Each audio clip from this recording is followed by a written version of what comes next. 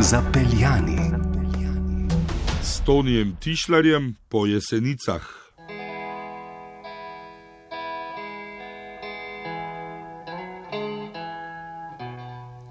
Tukaj v tem mestu že sredi dneva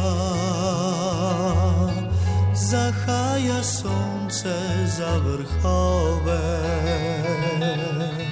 V 11. največjem slovenskem mestu se je pred pol stoletja rodil hokejski reprezentant, ki je nastopil na 10 svetovnih prvenstvih, tako za Jugoslavijo kot Slovenijo. Menda se na Jesenicah za toliko ur ni ustavil že najmanj 20 let. Spremembe so bodle v oči, a se veste, za ostale, ki se Jesenicam izognemo po hitri cesti na pobočjih Mežakle, je tam spodaj železarna dolga kot ponedeljek, pa ozko je nemara tako, da je prostora še za tir, cesto in morda 2 hiši na vsako stran.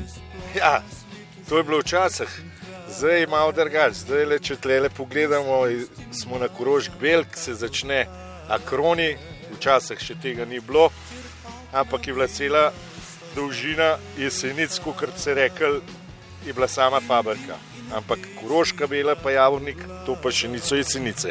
Stari ljudje sigurno to tudi isto mislijo. Ampak kot mladec si pa verjetno tudi ti kraje upošteval. Si se moral kam skritne. Ja, smo se pa skrivali, določene stvari smo mogli skriti, da nas nikdo videl, čeprav na Javorniku pa na Korošk-Bel smo bili isto upoštevani, isto so nas poznali, ker sem pač hokej igral, tudi malo dal od Javornika pa od Koroške Bele, tako da tudi Žirovnica ali pa Portorož sigurno te en spoznal. Cena lokalne slave pač, ampak to se je na Jesenicah dalo vsaj lepo unovčiti, če si le šel v tisti predel, ki bi mu lahko rekli kulturno-izobraževalni. Tlele so zdaj le pred gimnazijo Jesenice, tam za nama na levo strani osnovna šola. Takrat, ko smo bili mi stari 16-17 let, smo bili najraje tukaj, ker tlele je bil en kafič, ki se mu je rekel Želva. In tle si najbolj videl kakšno fletno punco. Pridelek jeseniške lepote. Pridelek jeseniške lepote, samo so bile tudi z drugih krajev, to se pravi, so bile z Radovalce, Žirovance, z Bleda in izbire je bilo kar precej. Ja. Za osnovno šolo se je rekel na Ukovi, je bil pa bazen, no, kar stoji še danes. Res, da nismo toliko gor hodili, res so bile to, bom rekel, prilike, da se je kaj dogajalo gor, drugače smo zmeram raje spet šli ali na Bled, ali kam drugam, na Šobec, ker se je tam več dogajalo, bilo je več tudi turistk, rečemo Nizozemke so zelo rade hodile v te kraje. Se ne vem več, kva bi rekel, ne smem pa vse povedati, zato da na oddosi kaj mislil. Mi pa že nismo taki, kaj ne da. No, kakorkoli, iz Tonijevih izjav je jasno čutiti, da si Jeseničani brez kakšnih prometnih sredstev niso mogli privoščiti kvalitetnega življenja. V mestu nekoč niti poštene domače gostilne niso imeli, komaj da kakšen bifejček. V razvpiti Kurji vasi na desnem bregu Save pa še teh ne. Ja, to pa res. In jaz se sprašujem, teli, ki so stanovali ali pa so se celo rodili v Kurji vas, to so rekli tudi Chicken Village, me zanima, kam so hodili. In jaz tega ne vem, kljub temu, da sta bila moj stric, pa Ata, pa Petač, pa kompanija so bili tlele rojen. In me zanima, kam so hodili, ker najbližje je bila tlele, pa je čez progo, kakšna pivanca Kazina, ki je bila včasih, tako da so imeli kar dolgo pot. Chicken Village praviš, pravzaprav se je tu rodil slovenski hokej. Hokejisti so bili vedno, če ne prej pa po treningu, vsaj piva žejni. Ja, mislim, da so vsi hokejisti žejni, pa ne samo hokejisti, tudi drugi športniki. In tlele, ja, v Kurji vas, Chicken Village, je bilo res težko dobiti nekaj za piti, tako da so mogli še malo noge nabrusiti.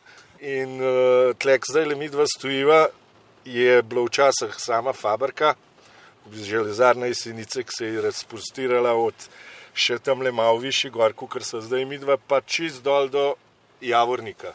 Tako da, ja, zdaj le pa čista sprememba.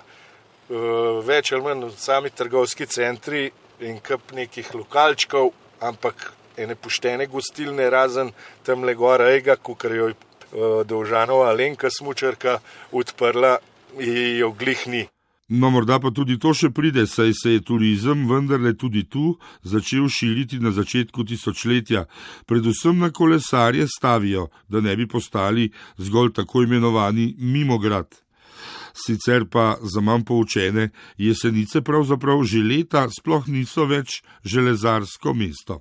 Tle na tem mestu, ki sva zdaj, je bila včasih Martinarna, Plavž, zdaj tle stoji občina in trgovski center, žičarna tle tukaj za nama, od zadaj proizvodna žice, tako da ja, cel ta konc fabrike je v bistvu praktično zginil, vse se je preselili na Koroško Belo, tam delajo odlično jeklo. Muzej tehnične dediščine.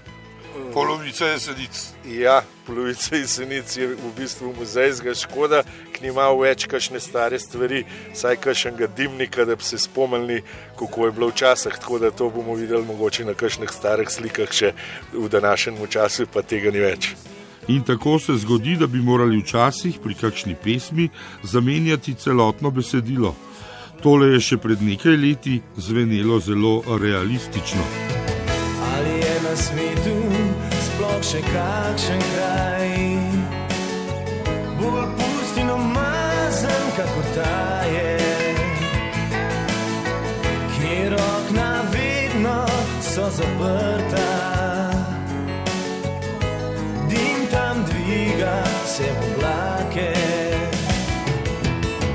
Zakaj sem sploh še tukaj? Rdečega prahu, ti oči edino zadržujejo me, drugače odšel bi. Seveda je potrebno pa še dodati, da je tudi pred mnogimi leti znalo to mesto izgledati precej bolj čisto, zdravo in zadovoljno, kot se je sicer širil glas naokrog. Če je pa prišel naš prijatelj Tito, to je bilo pa, mislim, železarna ni delala, šole, to smo bili vsi na cestah, vsi z zastavcem, vse je bilo pomit, že ne 3 dni prej, pa še ne 3 dni kasneje, ki nismo vedeli, po kjer stran bo šel nazaj, tako da, ja, to je pa bilo, to je pa tako čistih Jesenic, pa mislim, da jih nam nikoli več videli. Siguren se kje najde kaj, zdaj le bi mogla mogoče malo bolj okoljati, ampak v tem vremenu, kar ga imamo zdaj, bo težko. Drugače se je pa zelo se je spremenilo, no, ogromno je novih stavb, ampak so pa ostale še kakšne stavbe, pa kakšen objekt, ki je prav značilen za Titotove čase. Jesenice grejo siguren v razvoju naprej in to je super. Kar se pa tiče same centra Jesenic, že včasih ni bilo nobene uštarije, take domače uštarije, razen ker je bilo hotel Pošta, hotel Korotan, ampak to ni bila tista prava uštarija. Imaš pa center kitajske prehrane. To sva pa videla, diskont, kitajski diskont, ki je nepogrešljiv za vsako mestece, gorensko mestece, zaseko. Razen stavbne dediščine gledališča Toneta Čufarja in Kosove graščine, na kateri vas bo takoj spomnil že striček Google, sva se morala na to, da si sredi Jesenic še ne tako zelo dolgo nazaj lahko občudoval Aljažev stolp, pomanjšan seveda, spomniti z nepozabno anekdoto. Zmenili smo se, da gremo na Triglav, vse sem jim že prštimal, rukzak, malco, pijačo in sem enostaven zaspal. Fantje so mi ušli naprej, ampak sem se jaz spomnil, da je tamle na sredi Jesenic na enem hribčku imitacija Aljaževega stolpa, tako mogoče 1,5 metra velik, in sem jaz z rukzakom šel do tja, vzel rukzak s hrbta, malce v roke, pojedel sendvič, popil pivo, nažalost pa ni bilo takrat telefonov, da bi se še slikal in bi jim rekel, evo, jaz sem vas malo prehitel.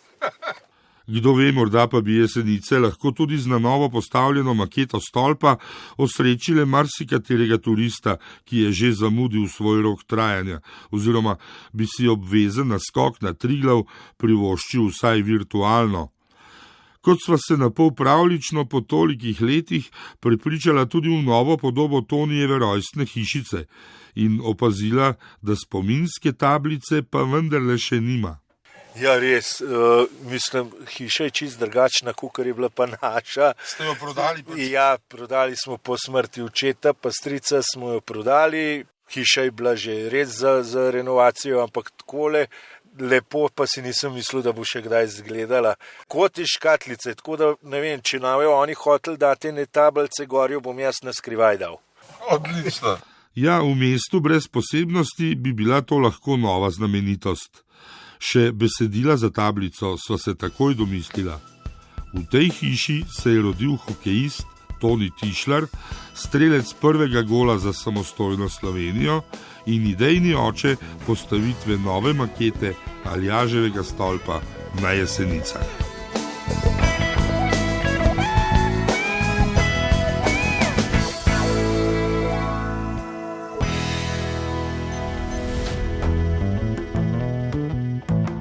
Zapeljani.